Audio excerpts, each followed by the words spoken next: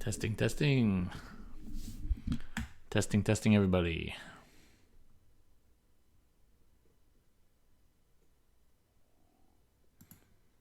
All right, we are live.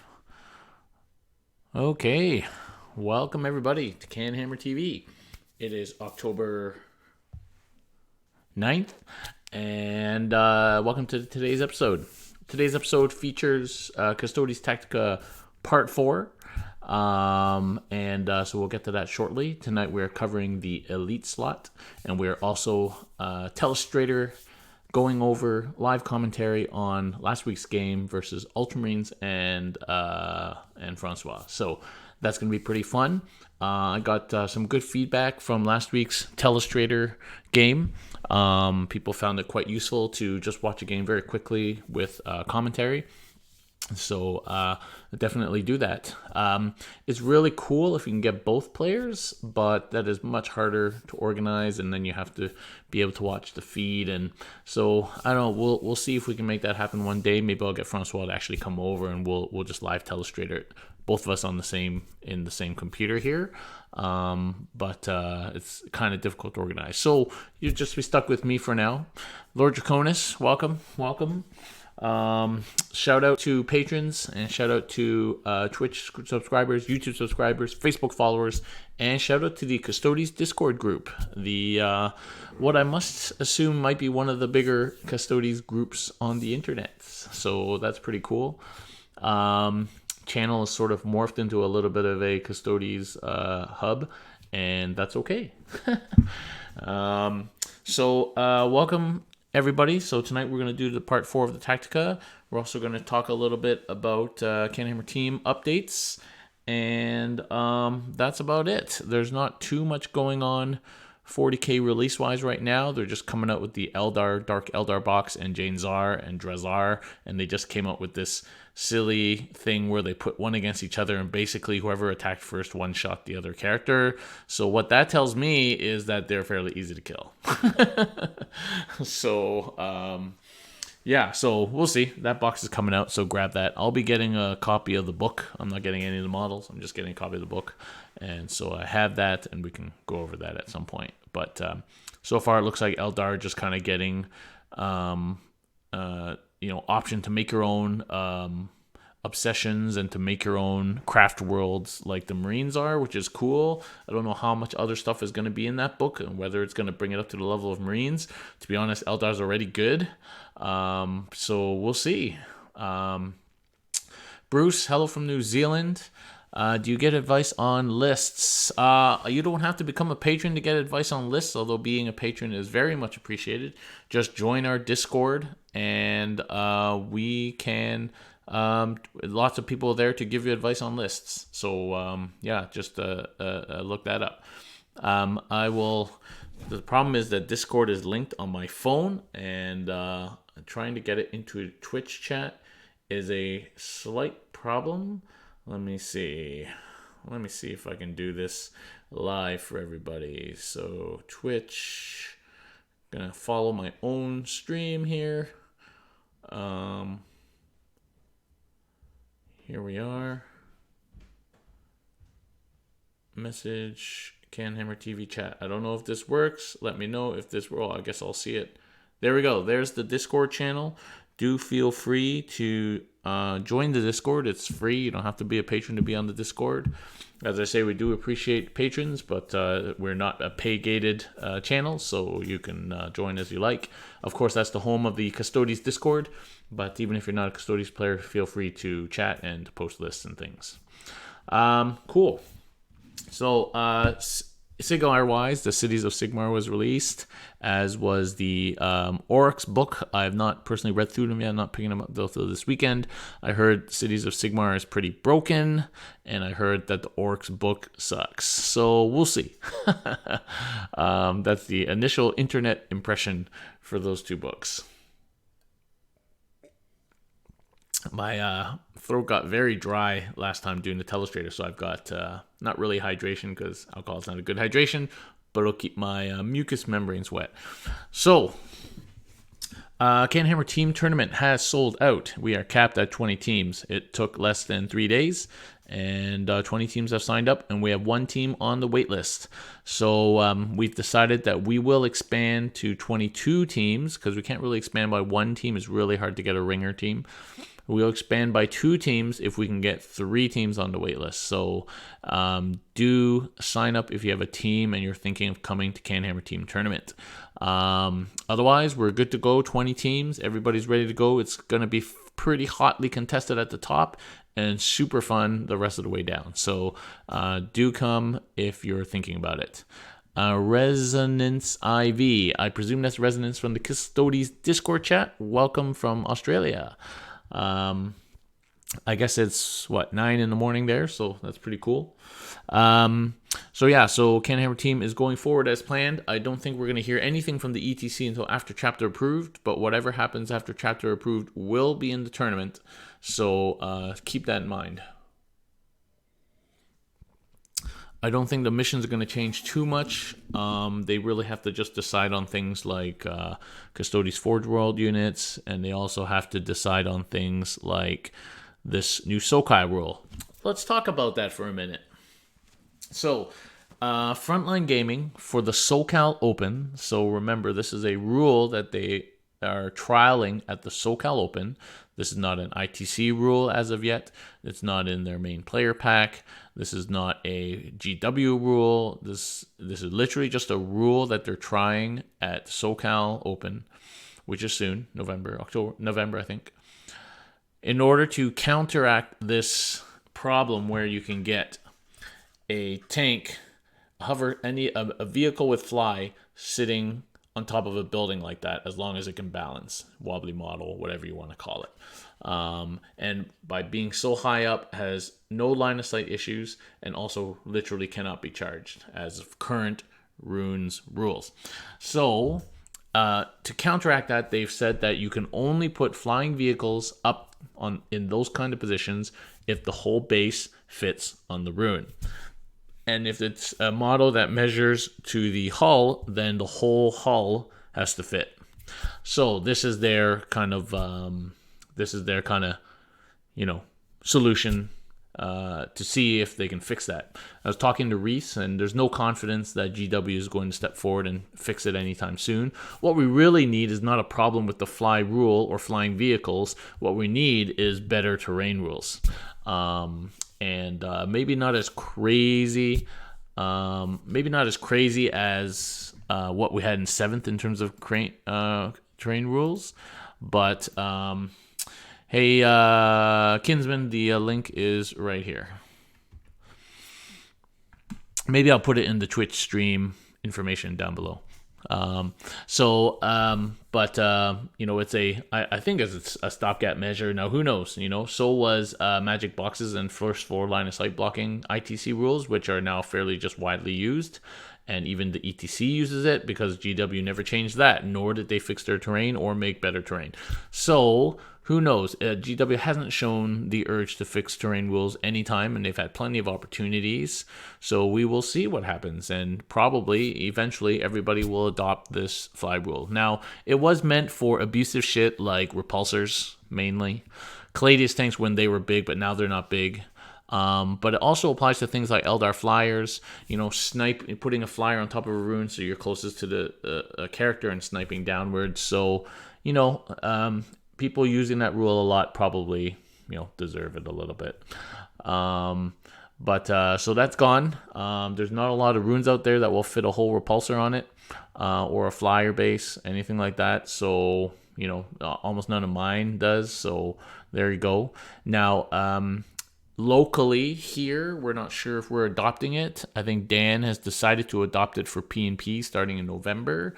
For sure for CanHammer Team, we don't know if the ETC is going to adopt it or not. We got to just wait. And likely the ETC is going to wait for chapter approved to see if there's terrain rules in there. And then the question is, do we use it for CCBB? But that's like 9 months away, so we're not even thinking about it for now. I think what we'll start doing on the channel, though, is using it. I just want to get a little bit more feedback. So we'll see. We'll see what happens.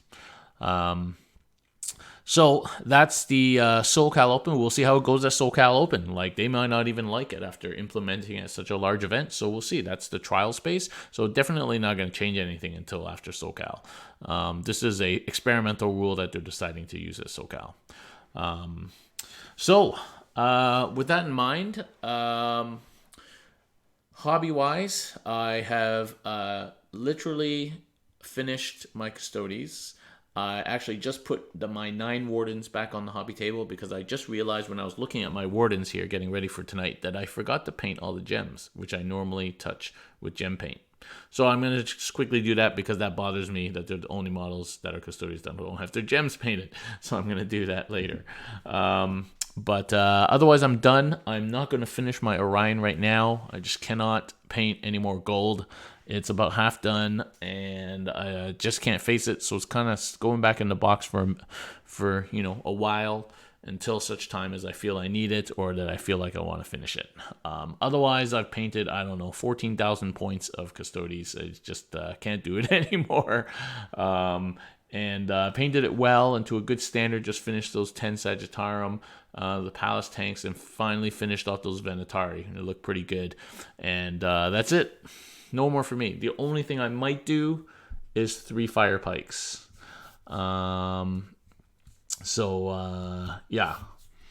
Lord Draconis, how do I do against Marines? Well, I'm 3-0 against Marines, so we'll see. We'll keep going. We'll see how that goes. And I think Marine is better than me for sure, like just on a book comparison basis. They just have so much shit. Like, not only is this Raven Guard spent like 14 CP before the game even freaking started. And then this just Smash Captain ends up in my line. I can only hit it on a 4-up and only wound it on a 4-up. Like, that's crazy. Anyway, they're a better book for sure. I mean, we're an older book, even with the Forge World stuff. We're expensive elite army. So I think I do pretty well against Marines right now. But granted, the guys I'm playing are good players, but new armies and not ultra optimized lists. So, I have the advantage of having played the same army many, many times now. So I know what I can do a little bit better than those guys. But still, there's tough games. They're the toughest games I've ever had, man. They're like 1.2 point games. And my whole army's getting decimated by them. So, it's hardcore. Even when I think I'm winning quite well, they're just kicking my ass. So crazy strong. So, who knows what we'll get in Psychic Awakening? Who knows? Maybe nothing. Probably nothing. But it's unlikely going to be a big change for us since we've got all this Forge World shit. Without the Forge World shit, the Custodes would just be toast. Like, I don't even know what you'd play, just bikes. Like, it would just be one of the worst armies right now. So, the Forge World has kind of given us a bit of life in this crazy advanced meta. So, we'll see how that goes. So my next hobby project, in fact, will be Sylvaneth. So I have a whole pile of Sylvaneth. Maybe let me just move my camera for a second so you can see this. There you go. That's my Orion. And there's a whole pile of Sylvaneth there, maybe about 3,500 points or so. And that is next on my hobby table. I'm going to be starting my Sylvaneth army, which is going to be kind of petrified undead themed. So it's my cool thematic way of not painting foliage. So I'm going to cut off all the leaves and all the foliage, and I'm just going to paint it like a dead army with I'm going to try some of the contrast paints and shit. It's going to be epic. Tom Rograx, how you doing? No, ETC is... I can't come to ETC because I got to run CZBB and it's like the week after, so I just can't do it. As cool as it would be to go to ETC. Nor do I think I'm a good enough player to actually make the team. So that's my next hobby project will be Sylvaneth. So you might see some of that coming on the Instagram and the Facebook soon. A lot of building first has to happen.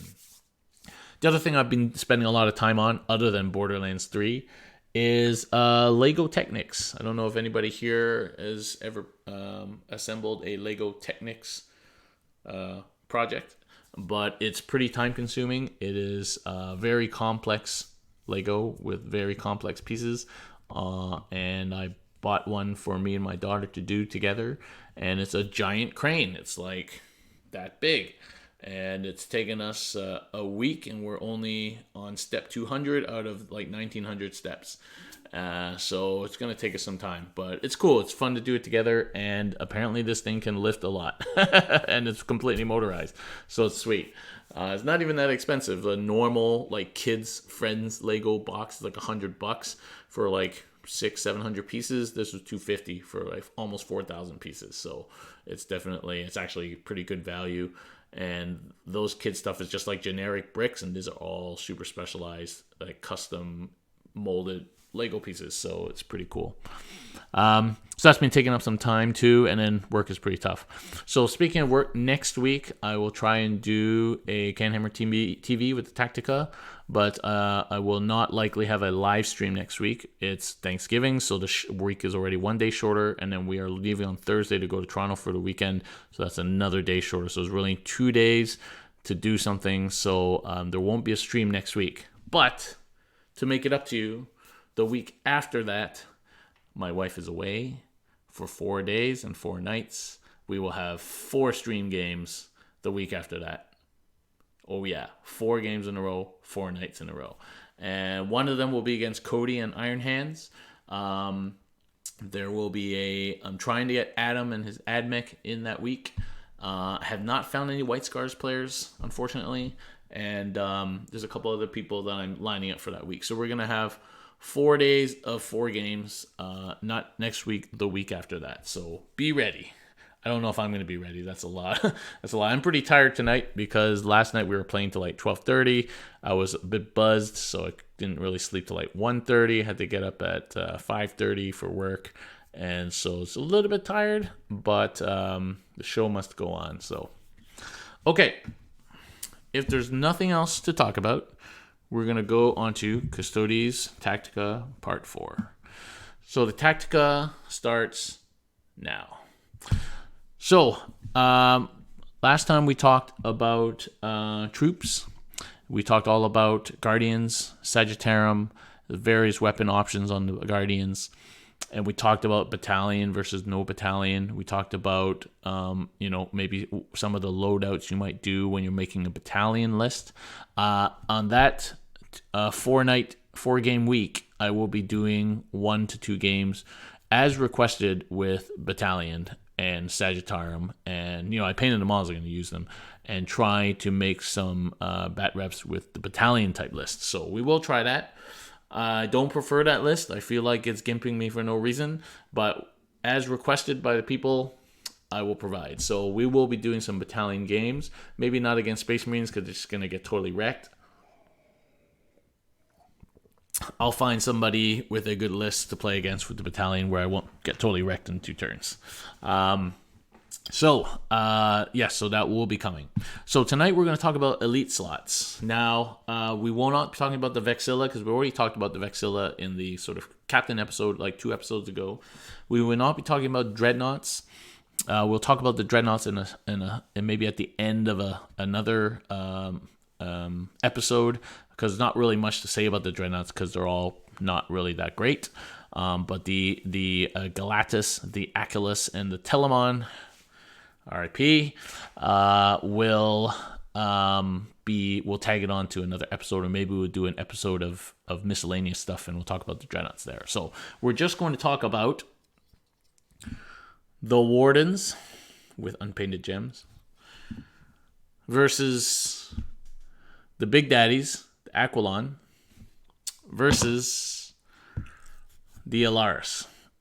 Now, I didn't realize this until just now when I put all these 3 guys beside each other. I knew the Aquilon bases are obnoxiously large, but actually, the Aquilon is physically larger than the. It's hard to see because of the angle, but so the Aquilon is actually bigger than both these guys. Yeah, it doesn't come up very well, but it is. The Aquilon is actually beefier and taller. Obviously, it has a bigger base. So if you want the beefier looking Custodes, go for the Aquilon. That's one reason to take them. So what we're going to talk about really is why would you take one versus the other. The basic role of all 3 of these guys is really as a hammer unit. So you're either running 7 to 9 Wardens because they're a lot cheaper. A single Warden with the Misericordia is clocking you in at 61 points, and that, of course, all these guys stats wise are the same toughness, same number of wounds, same armor, same invuln, but the Warden comes with a Feel No Pain, a 6-up Feel No Pain. So for less points, 61 points, you get the Misericordia and you get the Feel No Pain, but is not a Terminator, so the Wardens cannot Deep Strike natively. So that's something to think about. You're going to have to spend a CP for that. Whereas the other two guys are Terminators, so they get free Deep Strike. They're probably paying for that in their points. The Allarus Terminator is now 79 points with the Axe, and really I wouldn't run it with anything else. And then the Aquilon dudes recently got bumped to 83, and that's with the Bolter. You add 10 points to that if you want the Fire Pike, bringing them to 93. So pretty expensive, more than the bike.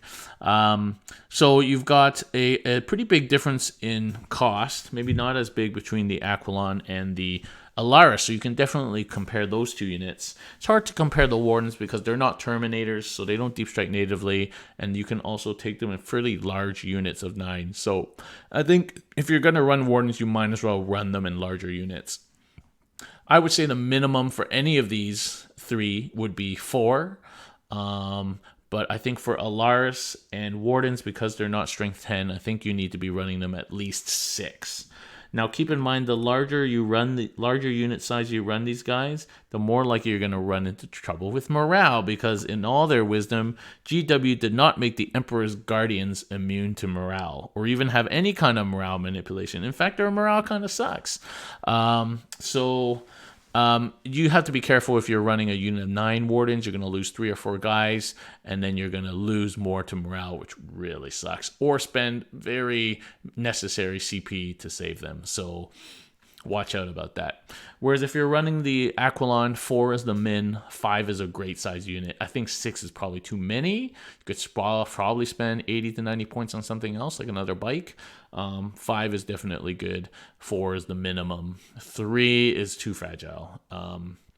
So that's what I think in terms of running these guys in a list.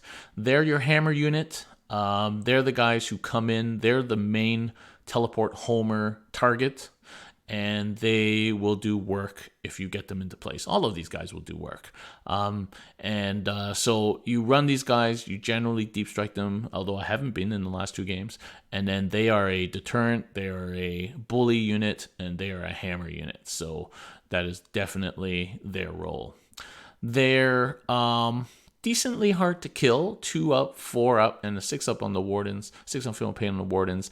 T5, 4 wounds each is a nice wound number, although now with 4 wound Thunderhammers, which is quite clearly crazy. They're a little bit vulnerable. 2 damage weapons is gross against them, but if you're rolling your 4-ups, you're good to go. With the Vexilla nearby, and then supported by a Captain or Valoris for reroll 1s to hit, reroll 1s to wound, so it can be pretty strong. So we'll talk about loadouts very quickly. So I think for both the Allarus and the Wardens, there's no reason to run them with anything other than the Axe. If you want your hammer unit to be as strong as possible, and the strongest you have in the main codex is the Axe, so you should take it.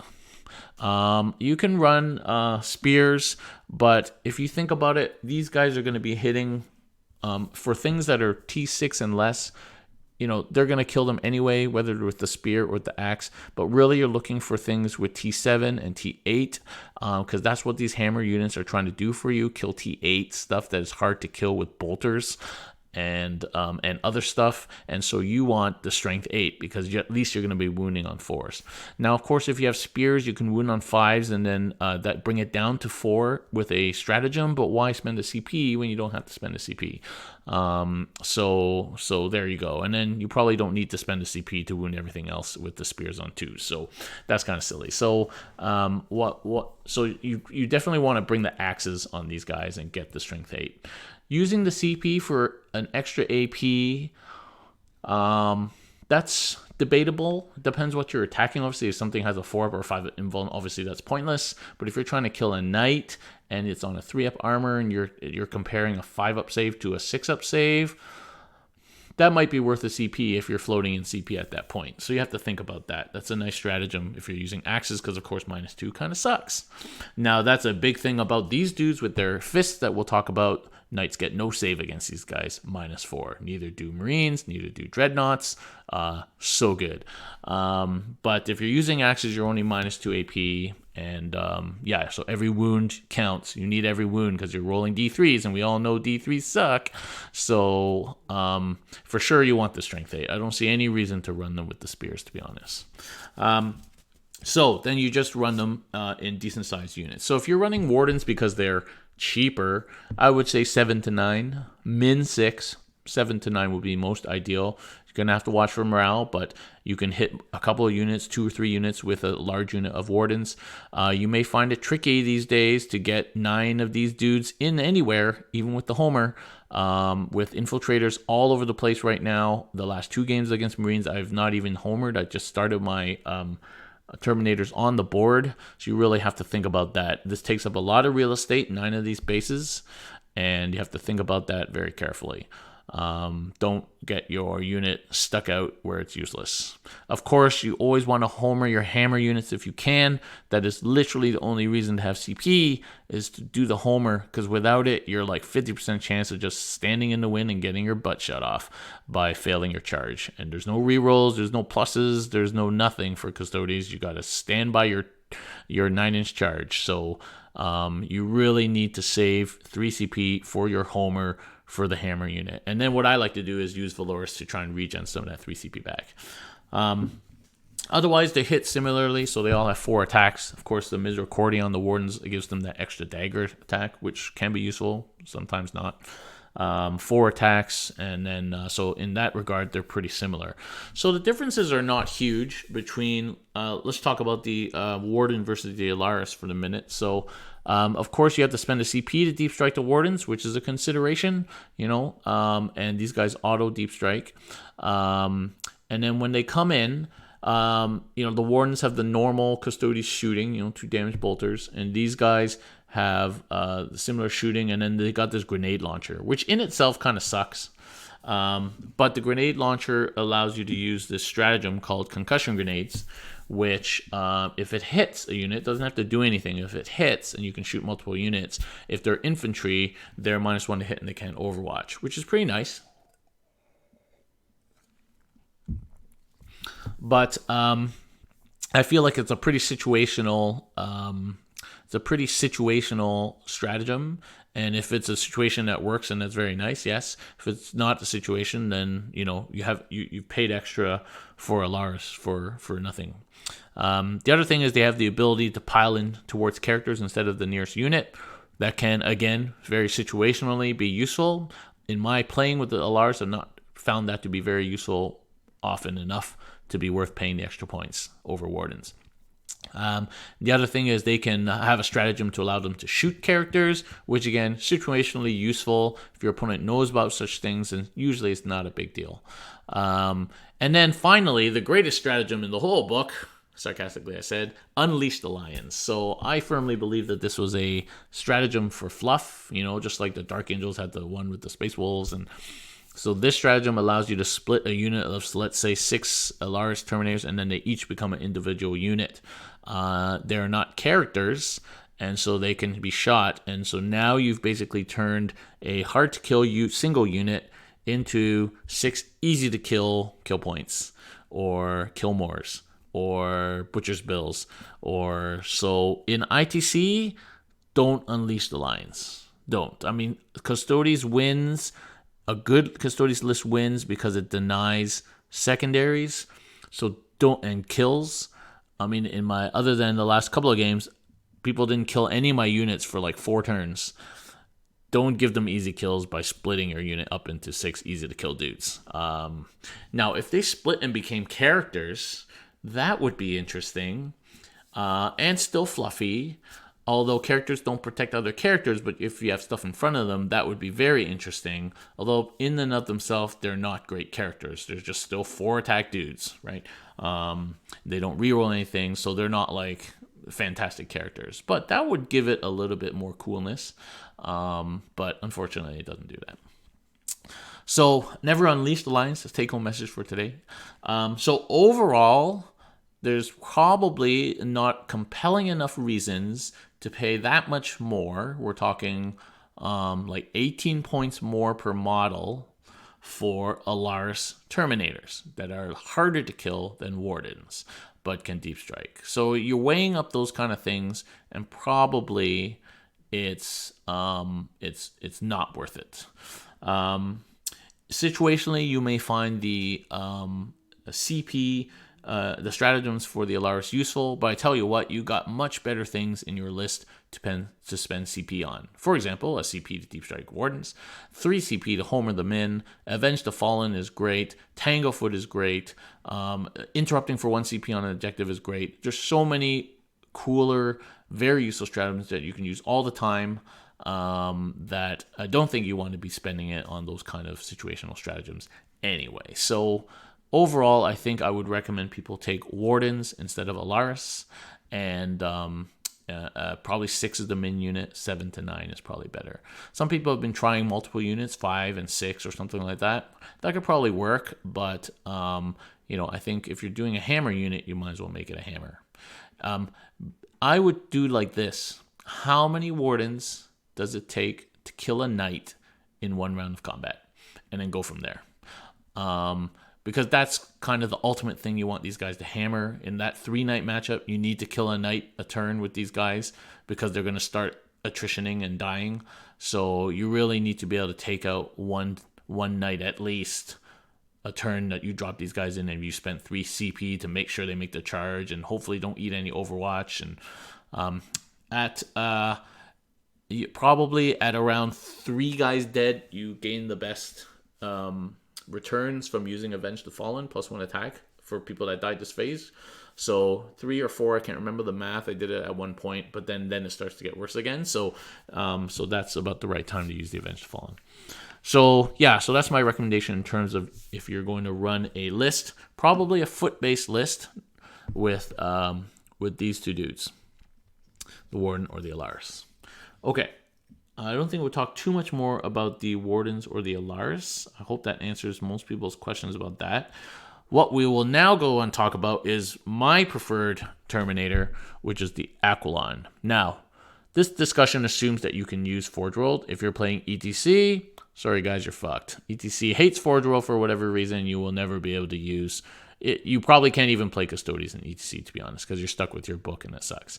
So if you're playing anything other than ETC, though, and you're allowed Forge World, then Aquilon are your Terminators of choice. So they're we'll talk about the Fire Pikes in a second, but at the base with the Lastrum Bolter and the Gauntlets, these guys are only 4 points more than the Allarus. So what do you get for 4 points more, other than a bigger model and a fucking crazy, ridiculous base? A cooler looking Terminator for sure. You get everything is the same basically. You get some more useful shooting. The base Lastrum Bolter is probably my gun of choice. So versus the Fire Pike, let's talk about that now. So the Fire Pike is 10 points more. It's a flamer, 12-inch flamer, so that's pretty good. But this bolter is 24 inches and shoots twice as much at 12-inch. It has, at 12-inch, it has 4 shots guaranteed, whereas the Flamer can have an average of 4 shots, but can also have 1 shot, but can also have 6 shots. But an average of 4 can be crappy. So I'd rather have straight 4 than D6. If you ask anybody any day, they would rather have straight 4 than D6. So if Last Cannon said straight 4, they'd be fucking broken. So straight 4 way better than D6. Auto hitting is fine, but hitting on 2s, rerolling 1s with the captain nearby is auto hitting.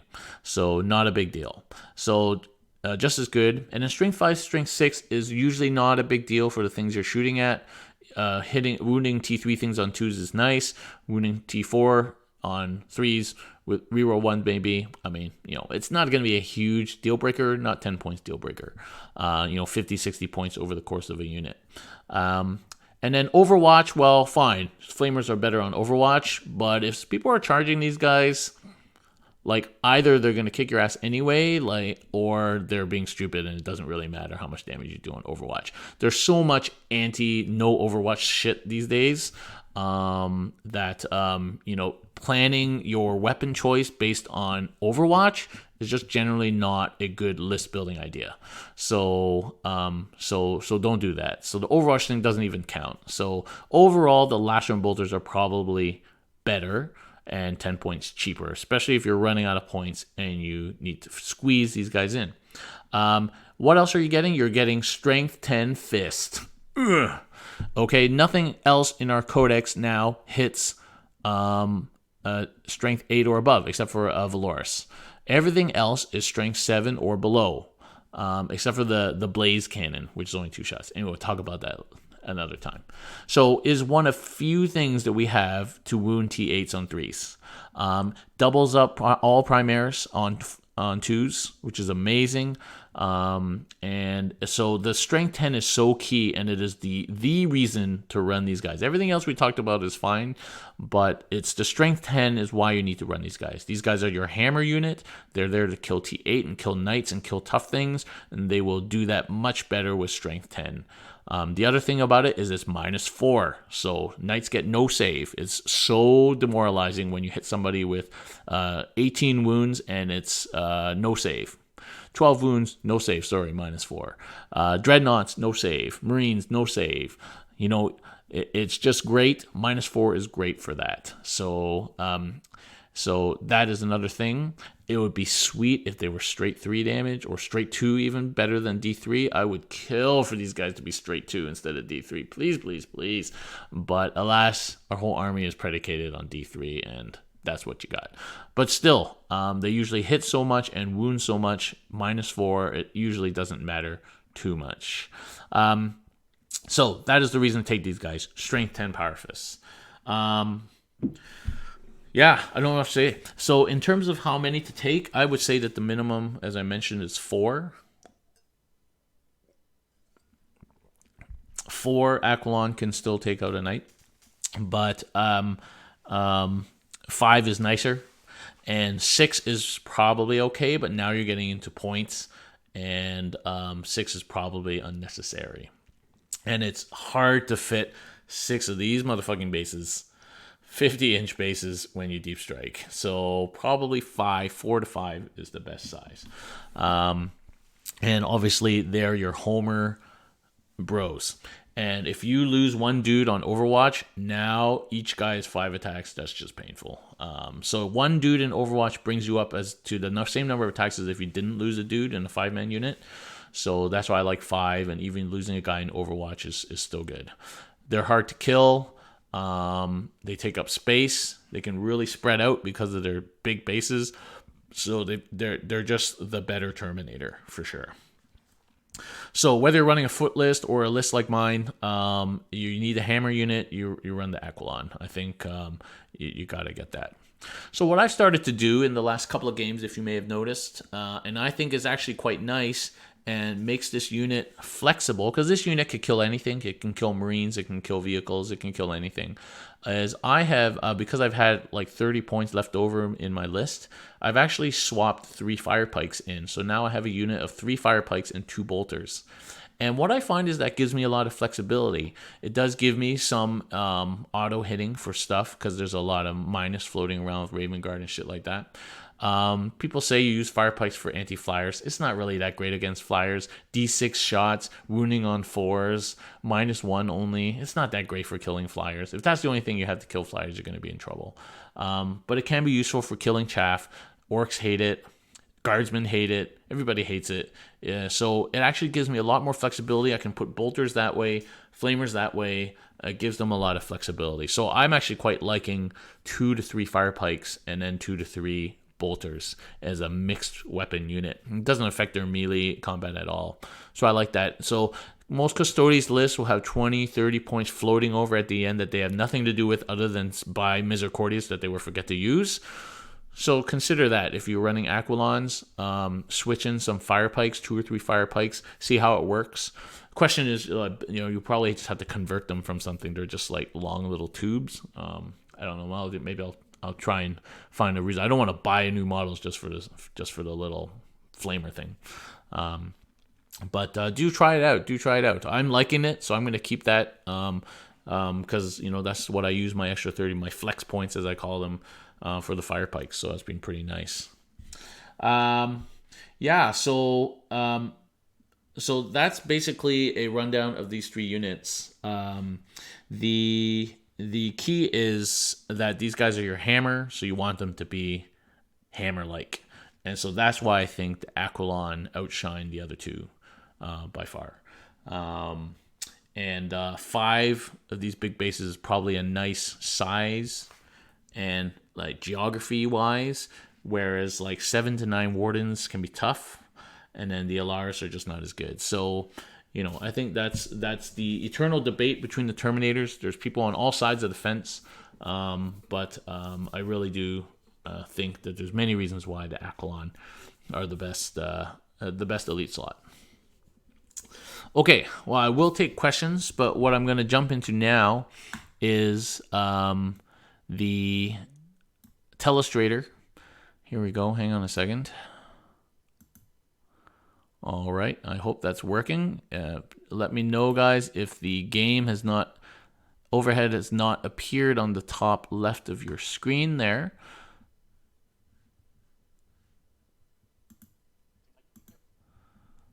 So I need to just adjust the sound here.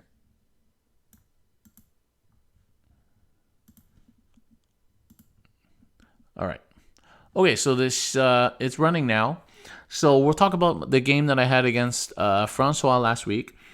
Francois, of course, regular player here, fairly good player. He's running Ultramarines, played about 4 or 5 games before this one.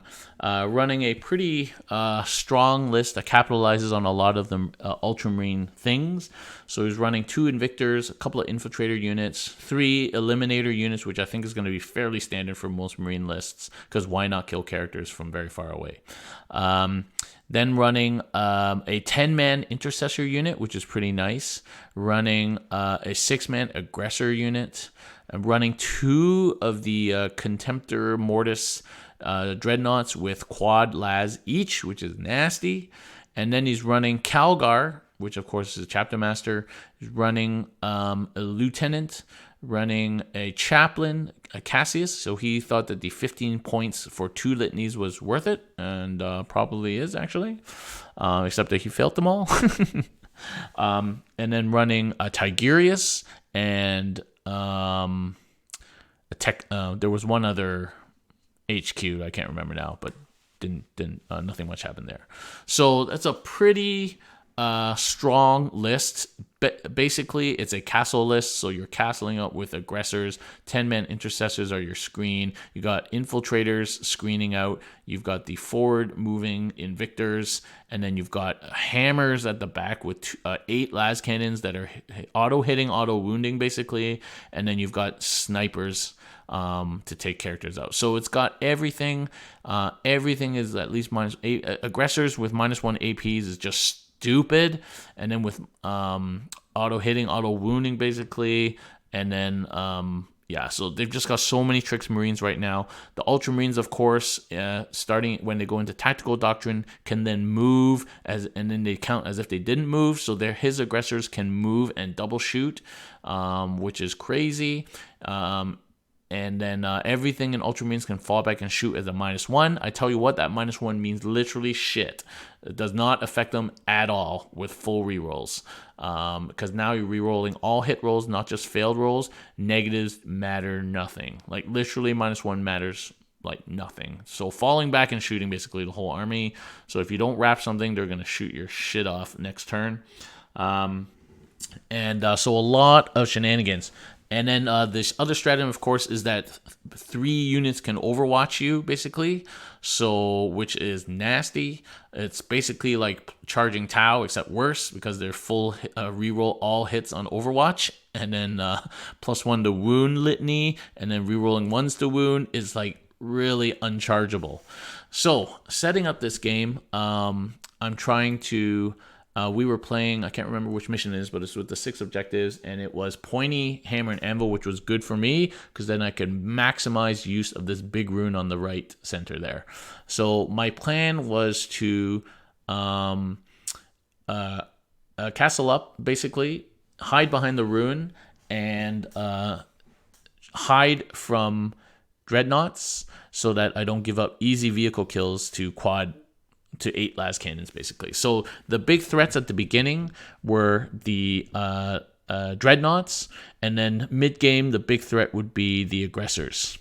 I was hoping that he would deploy his Invictors aggressively and infiltrators, because they are basically just easy butchers, easy kills, and wrap targets. And indeed, so what he ends up doing, we can just fast forward a little bit. Yeah, so what he ends up doing is deploying his Invictors.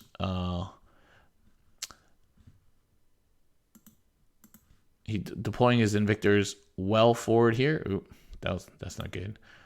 Let's do red.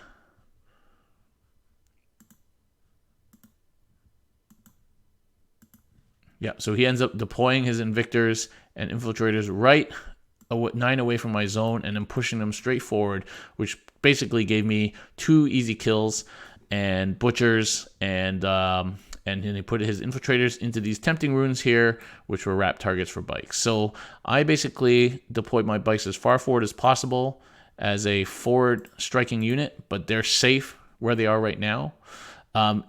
Eliminators without line of sight are really not that great, so I wasn't scared that they were going to be picking off bikes, so I put them right there as far forward as the deployment zone would allow me, and with the intention that they can shoot forward around this way. So they can't actually charge through this building anymore, which sucks, because 14 would get me right there, so they'd have to go around. So that was what I was going to do with the bikes.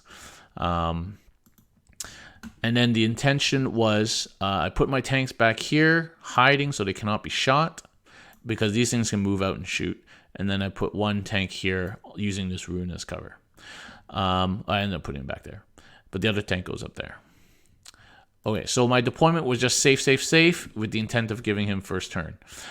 So the big decision in deployment, of course, was whether or not to deploy my Terminators in space, my Aquilon, or to deploy them on the table.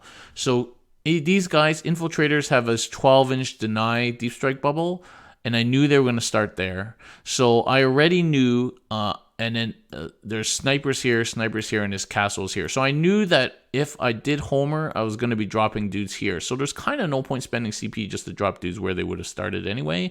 And I didn't want to end up in a situation where everything pushed forward a little bit, and then my dudes had to drop even behind my line and then fail a charge.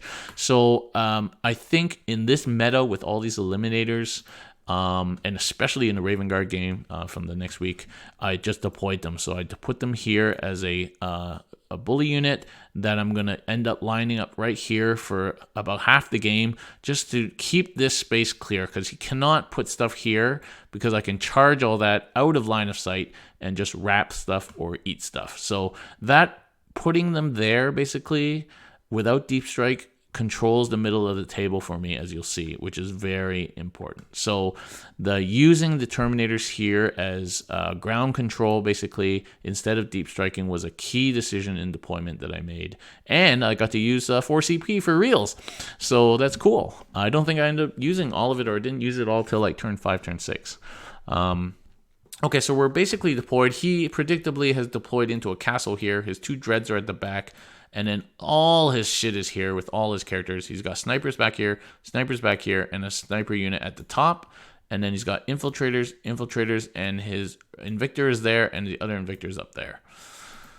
So I let him have first turn. I think I win the roll, and I let him have first turn. There's no reason for me to go first here. I can't shoot anything. I'm not. I could kill the Invictors, but there's no reason to go first.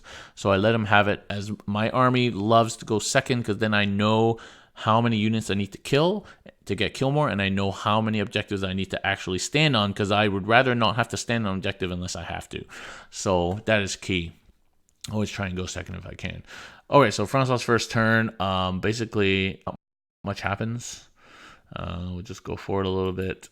And I believe literally nothing happens. He pulls his Invictors up This way, he decides to be aggressive with them to see what they can do. They do maybe a couple of wounds to this Custodes from this Invictor. This is my Custodes with the Blaze. I was trying to Blaze Cannon out this game. This Invictor does nothing to this Blaze.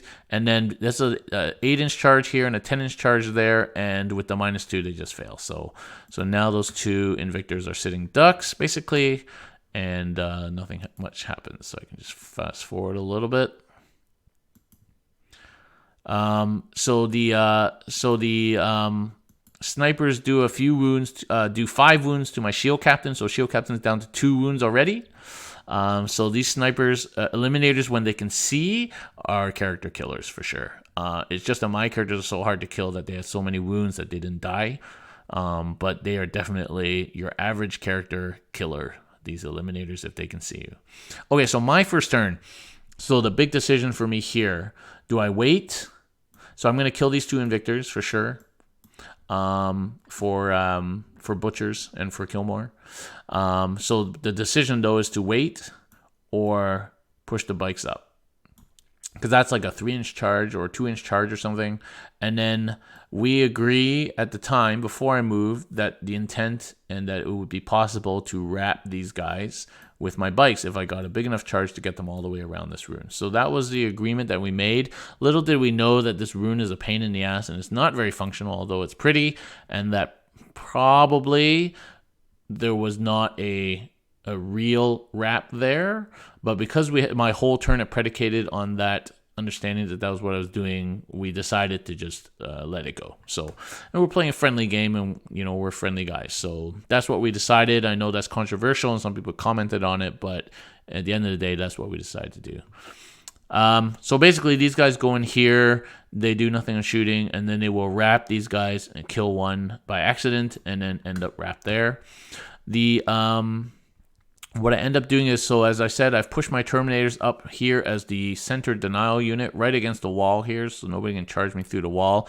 The aggressors don't move very far. They're here, and then they're wrapped in intercessors, so they're not going to be affecting me. So my primary concern still is not to get shot by dreads, and then eventually I have to worry about the aggressors. And I have to kill these forward guys, but I will very easily. Between the Custodes tanks and the vehicle profiles on the Palace tanks, those 2 guys bite it fairly easily. Allarus and Vexilla took off 4 wounds off this guy with their bolters. So no big deal. Those 2 Invictors die pretty easily. Get me my Killmore and my Butcher's Bill for a good first turn lead. Let's fast forward a little bit. So here, just rolling it out. So there's my bikes gone in. They're wrapped there, and I've killed both Invictors, and so it's going pretty well.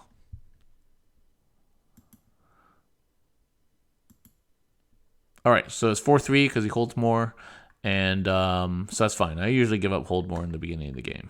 So I decide not to put my tank out here in order to tie him on Holdmore, because I would give him up to las cannon shooting, and I already got Killmore, so it's better that it's 4-3 instead of 5-2, but I losing tanks. So that's the decision I made in that turn, not to expose my tanks. Okay, so Francois' turn, he has to decide, because these bikes are safe from shooting. They're going to be coming this way. Francois probably thinks I'm going to hit his castle, but I'm not. That would be stupid. I'm actually going to go sweep around here and kill snipers and hide in this building. That's my plan. But I'm feinting it, So he decides to move everything this way, and after he measures out, he can see the back of this Custodes if he moves this 1 Contemptor max. And so that he decides to move his entire castle this way. There's this intercessor line as his screen. And 10 intercessors is a great screen, by the way. And then his whole castle is moved away from these bikes now, which is fine. The bikes will get there in the end. And that's fine. So that's what he does. And for this turn, all he does is shoot at this Custodes, and I believe he does not even kill it. Because I made a couple of 5-up invulns. These dreads, of course, hitting on 2s, rerolling 1s, wounding on 3s, rerolling 1s. So super reliable. You roll your invulns or die. And then, of course, d6 damage can be very variable as well. I think he did like 3 damage this time and did like 17 the next time or something like that. So here we go. So just doing damage to this Custodes at the back there. Then nothing much happens. And again, I deny a kill. And I killed the intercessor unit in combat. So that's going to get me ahead. That's already tied me up already for kill more. And then so I don't have to worry too much about hold more. And in my turn, my plan is to come over here, kill these guys, and hold this objective. So I'll be holding, and then I don't need to. And then he's only on 2 objectives, so he's probably still gonna hold more, but I'm gonna keep in front of him by getting kill and kill more. So that's kind of thinking ahead a little bit about what you need to do, and that's why I love going second, because I don't want to hold things that I don't need to hold. So I think he's still shooting something here. Oh, that's the end of the turn. My camera's coming out. And so I deny the kill again. He holds. And nothing much happened for him that turn, which is great. So he just ties it up. We got 1 point that turn. It's on to my second turn. So my second turn, so these guys already consolidated there. You see there, they killed those guys. So my turn now, I'm pushing everything up. I don't want to get shot anymore by this last cannon, Dread. I'm starting to push this way to counteract his movement this way, because I got nice firing lanes across here. I also killed that eliminator unit that was up there. That was a first turn to help me get butchers, because that guy was killing characters. So my characters are safe right now. Without line of sight, these snipers are not killing my characters. So they're safe right now, tucked in here. The Vexilla is not doing much because I don't need the Homer, and -1 to hit means fuck all against this army. So here you go. You see my bike shooting forward there. They can't go through this ruin, of course, so they're going to have to charge behind. But you can get on the objective inside the building there. So that's the plan. I'm going to hold that objective. I'm going to hold this one. And so I'm going to tie him for hold more unless he pushes out. And this tank is also on that back objective there. And that's basically all about it. His terminate is aggressors are in the open now, but I don't take the bait. I stay in my line here because these guys are so fucking far away. They're not going to affect me at all. So far, his aggressors have done 0. It's bottom of 2. So all I'm doing here is just taking pot shots at.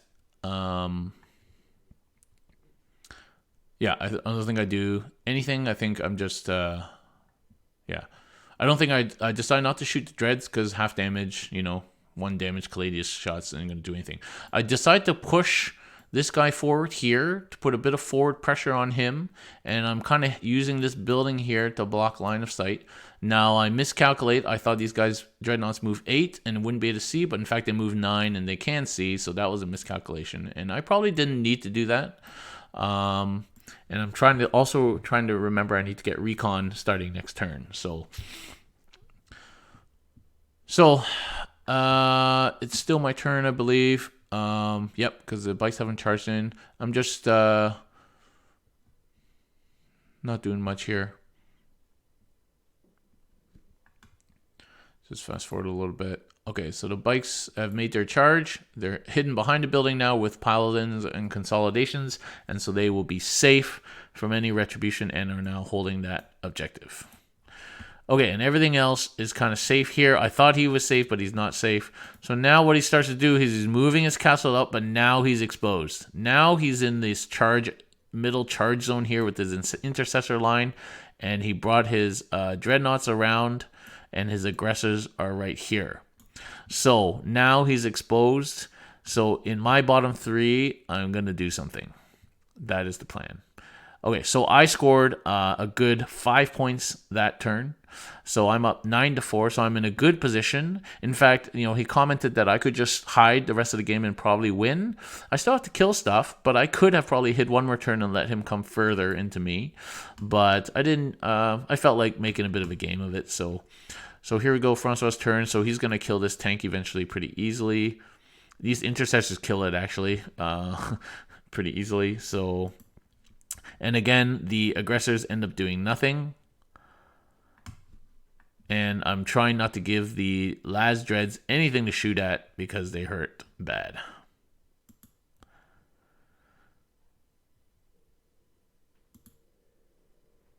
Okay, so he scores 3 points in that turn.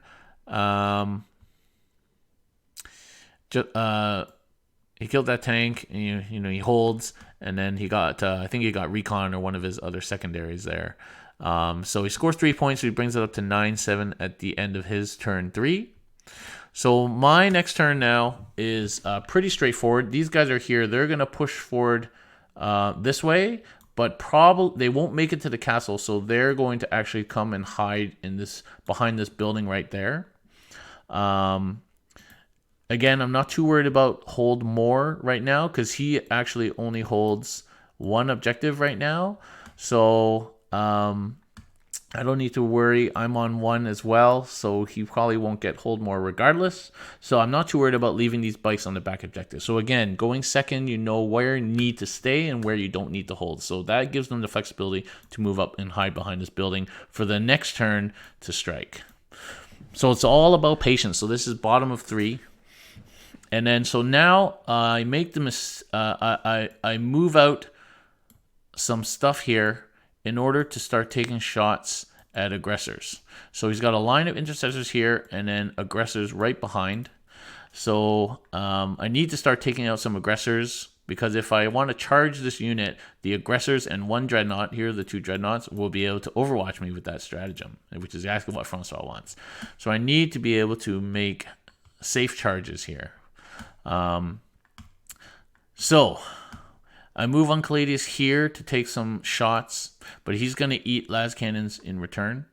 So that's important, but at some point I have to come out and try and kill these aggressors.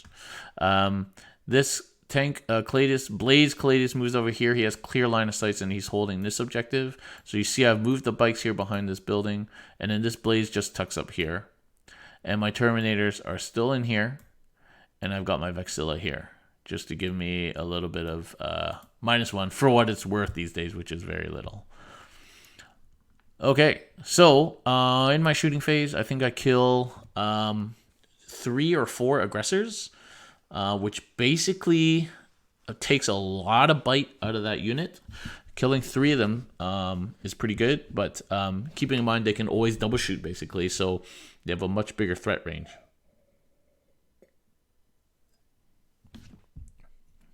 So I think I'm measuring out, and I decide to bring out this palace tank as well to lay some firepower in, although I end up losing it. So maybe that wasn't smart, but that is what I did. So here we go. So now we're into shooting phase. You're going to see that I kill some aggressors.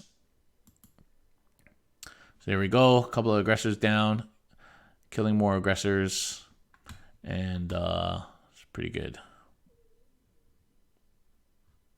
So this was mostly just to whittle down the aggressors.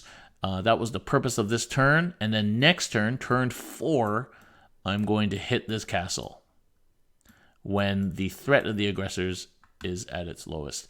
Oh, so I forgot to mention, I'll just pause it here. So my captain got down to 2 wounds right at the beginning of the game. So all he did, I think last turn, was shoot over here when the bikes went this way and take out that infiltrator unit. And then he took all this firepower, but not the aggressors because of this building blocked line of sight. He took 8 las cannons and 3 snipers to the face and survived with 1 wound left. Yay, shield captain. So then on this turn, he is flown over here. He's going to put shots into the chaplain, which end up doing nothing. And then he's going to charge these snipers here and tie up 1 dread. Now, I say tie up because you can't really, because they can fall back and basically auto hit still. But, symbolically, it's nice to do that. So that's what I'm doing right now. I'm just moving that captain. So my shield captain is there with 1 wound left, doing his heroics. Because he's going to die anyway from sniper fire, so he almost always dies. But just being really annoying and striking forward as usual, that's his role there. Okay, so I end up killing like 3 or 4 aggressors, so it's pretty good. I've actually moved my Aquilons back at this point, because if these guys have like a 6 or 7 inch charge there, I don't want them hitting me, so I move them back to make it much longer so that I discourage that charge forward there. So that was the other bit of tactics, just moving them back a little bit so they don't get charged, because of course I can't overwatch through this building. Okay, so I think my whole turn is just killing aggressors, and that's about it. So I score another 3 points, and he scores hold more, I think. So it's 12-8 right now, going into 4. So in this turn, Francois obviously has to deal with this captain, which will be just easy to smite. He's got to watch out for these bikes. He's only got 2 aggressors left who are going to die if they stay out. So he actually moves his aggressors over here to hold that objective. Of course, putting them within easy striking distance of the bikes. And then he decides to put his intercessors forward here to get himself recon, because of course he's lost everything in this area. And this is turn 4, so he needs to start scoring recon as well. So, so he's got 2 dreads at the back with his character bubble here, and his intercessors are stretched out. So this is what I'm waiting for. All right, this is what I'm waiting for. Some overextension, easily charged things from behind the ruin. Now's my time, turn 4. Dreads put a bunch of shots in, and I think they end up killing this palace tank, and my captain obviously dies to psychics.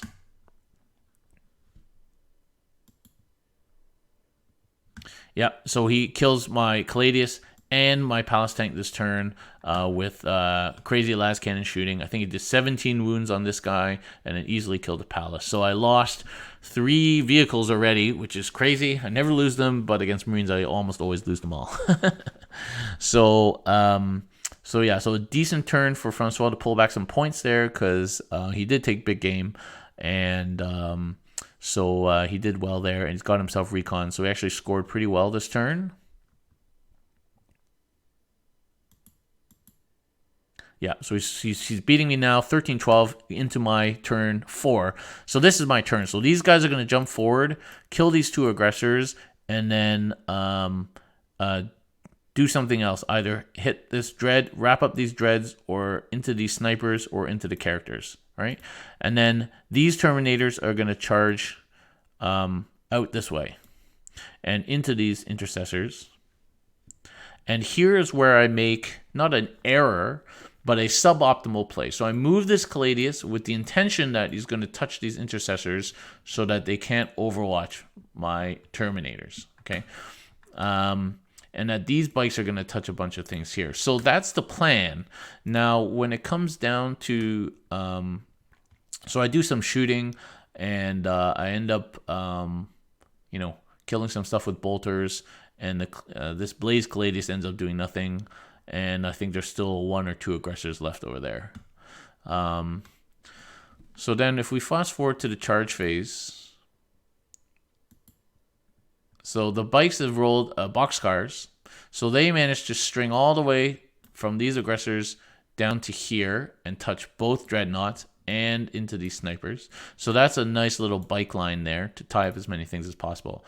The Terminators and Valorous make their charge. The Terminators also roll boxcars. There's 2 boxcar charges in a row, and they go all the way this way, which they didn't need to do actually. And then this, I decide not to charge the Caladius. But what I should have done was to just put the Terminators into here with Valorous, leave Valorous behind, and then charge the tank in, and then wrap this intercessor so that so that they're not there to be shot, basically. But I didn't. What I did was I end up killing this whole unit of intercessors, and my Terminators end up there available to be shot. Now, next turn you'll see nothing happens to them. So I don't think it was a huge game-changing turn, but it allowed things to happen that maybe didn't have to happen, but it didn't change the game, I don't think. Because now, at the end of this 4th turn for me, there'll be no more intercessors. It's just characters, 2 dreadnoughts, and that's it. And then 5 bikers and 5 Terminators. So most of the beef of my army is still alive. I'm not taking any damage there. Just been losing vehicles mostly. And Valorous is right there as well. And the Vexilla is just hanging on the back, giving me my hold. So the bikes are now holding this objective because they are OPSEC and there's nobody left on there. So I'm actually holding more at this time because these aggressors will die. So I'm holding more. I'm probably going to kill more. And then, so I'm doing pretty good here. Okay, those intercessors are dead. The Aquilon end up there. And so now it's just a bunch of characters. Of course, one character is Calgar. If you've ever fought Calgar, you know he hurts. Double Power Fist will do that. And so Francois' turn now. He decides his priority here is to kill these bikes. Of course, his 2 dreads are in combat, so he's going to pull them out.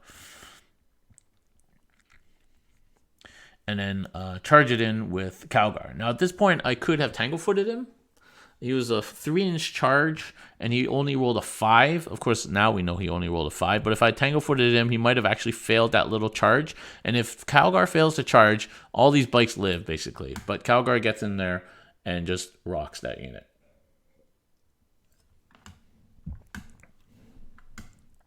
Yeah, so I think I've got Francois on the ropes here. It's 17-13. Most of my army is still alive and barreling down on him. He's just got characters and dreads left. But as I found out in games since, and from that game, you can't count the Marines out. They still have so many tricks and firepower. He's only 4 points down. It's I think it's 5th turn right now, top of 5th. So he's doing his best. He charges Calgar in, smites. Oh, yeah, and then Tigurius and Null Zone basically mulched these guys. And these guys at Null Zone, but they passed their saves. So the Dreadnoughts without invulns just mulched these dudes. And Calgar without invulns. So Null Zone really turned it around for Francois here and made it a much closer game than it should have been. I totally forgot about Null Zone, but to be honest, to hit this castle, I had no way of avoiding Null Zone. At least I still have 2-up save. So a 5-up save on the -3. So anyway, Null Zone, Las Cannons, and Calgar means dead bikes. So I'm left with 1 bike here in combat with a lieutenant who I do wounds on but do not kill, and next turn fluff on, and the lieutenant ends up killing me. But I am holding this objective because I'm OBSEC, so that's okay. 1 bike's doing its job. Yeah, and I had to give up that objective because I lost that bike. And my Aquilons are here and unwounded with Valoris right behind them. So basically there's just Calgar, a chaplain, and 2 dreads left, and then a lieutenant here in combat with my bike. That's all Francois got right now. And he manages to pull back some good points in his turn and take the lead, 18-17, going into bottom of 5. So obviously the thing to do now, I charge everything with my Terminators. This biker stays in to kill this lieutenant, ends up dying. And so I put my Terminators here, and in they go.